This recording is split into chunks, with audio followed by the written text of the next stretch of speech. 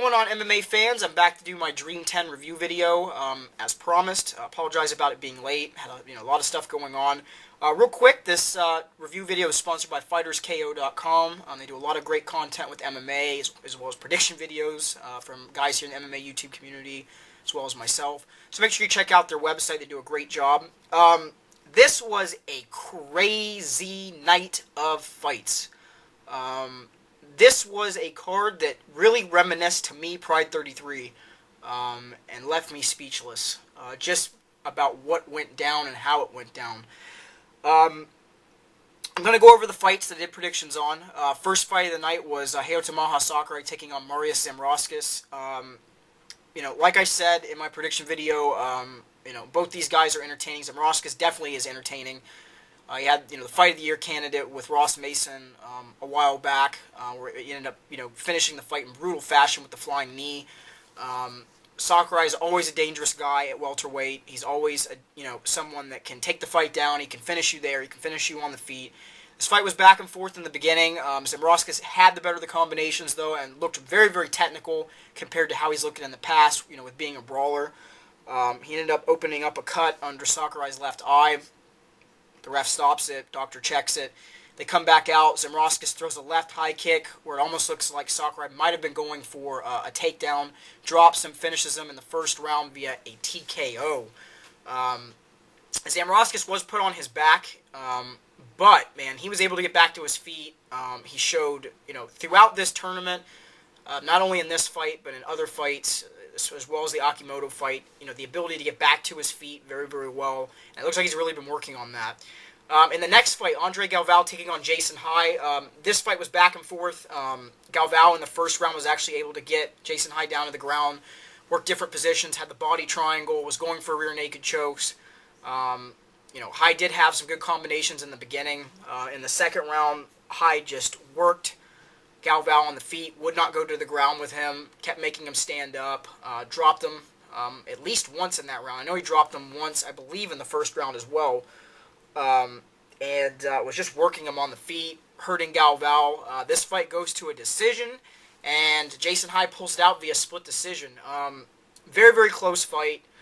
You could have gone either way with it, the way that the fight went down.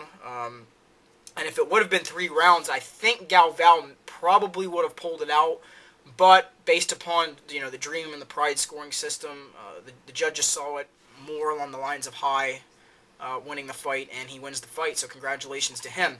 All right, next fight. This one was just kind of like it. I don't know why it made me question, but it kind of did. Andre Dida versus Katsunori Kikuno. Dida just was not aggressive enough to what he should have been. He was too tentative. He was giving too much respect to Kikuno, with Kikuno's countering. Kikuno had his hands, like I told you, in that weird karate stance that he uses. It's a little bit more different than Machida's. It's more kind of forward out like this. Machida is more like this, but it's still a karate stance. He ends up getting a takedown on Dida, mounting him and pounding him out from back mount, and winning the fight via first round TKO.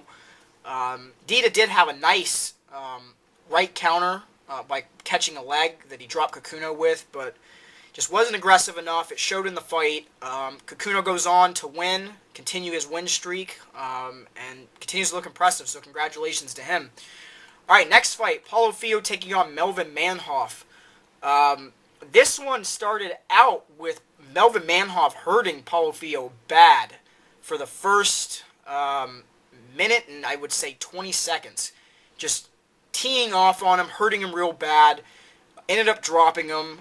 He dropped down, which makes no sense to me why he did this, but he did it nonetheless. He dropped down to a half guard, tried to pound him out there. Fio ended up getting his legs up and over, bucking across, getting an arm, extending it, and tapping Melvin Manhoff. So congratulations to Paulo Fio. It's great to see him back. He's had so many issues with his family, with some of the drugs, other things that hopefully this will give him some more motivation to really go back and put some training in and look like he used to look. For Melvin Manhoff, he's still a talented guy, still one of the top guys at 185 for Dream. And, if he wouldn't have made that mistake of going down to the ground and would have made Theo stand back up, I think he would have finished the fight. But hindsight's 20/20. All right, next fight, Shinya Aoki versus Vitor Shaolin Ribeiro. And this is the fight I was talking about. Not exactly the most entertaining fight in the world, but Aoki was able to come out in the first round, do very well on the feet. Use the clinch when it did get there. Threw a lot of leg kicks, a lot of body kicks, some 1-2 combinations. In the second round, pretty much the same. The fight ends up going down to the ground. Aoki pulls guard. Is just working a defensive posture. Does enough, in the first round and the beginning of the second to pull out a unanimous decision. Nothing more to be said there about this fight. There wasn't any impressive grappling. It pretty much was Aoki controlling the fight on the feet, throwing the leg kicks, keeping distance, and he goes on to win a unanimous decision. So congratulations to him.